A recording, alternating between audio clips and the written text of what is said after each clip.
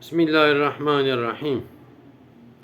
Geli insana, pareme insana, gavak sıkıntıya meçedbe, gavak deyne meçedbe, gavak nexweşe meçedbe, gavak emçin xestexana berdere acili, yahut nexweşe me nezime, kut ameliyat ka grandaye, em gazi Rabbi alemet kin, em din ya Rabbi yardım biki. Xwedayê Teala yek deqek yek saniyekiş bîra me naçe. Em gazi Rabbi alemet kin. Em zanin şîfa kul ba Xweda ye. Ama gava ku nexweşê me baş dibe, sıkıntiyê me diqede, îja wê çaxê em Rabbi alemê ji bîra dikin. Rabbi alemê jî Qur'an da dibêje, dibe gava însanê eger dirêjkir ye, eger rûniştî ye, di çi halî de dibe bira ve gava sıkıntîka wî çê dibe, ewil gazî min dike, dibe ya Rabbi yardım bikî. İja gavak dibe ez yardıma wî diqedînim, teşekkür jî nake pişta xwe min, îdî me bîra xwe jî nayîne min ji bîr dike. İca gelî insana em çima Rabbi alemê ji bîra dikin.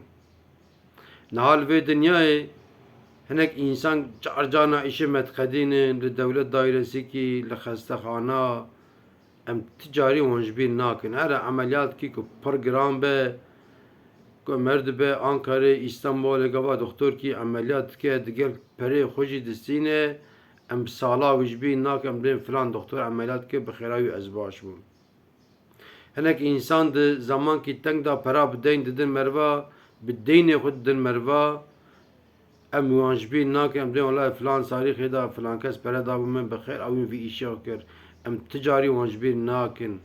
Hele hinek însan ku sebiyê merva dixin îşa, sebiyên nasê merva, birê merva, ê xwişkê merva dixin îşa, em ti carî wan ji bîr nakin, em dên walahi bi xêra tenan dixwe, em daîman bi bîr tînin.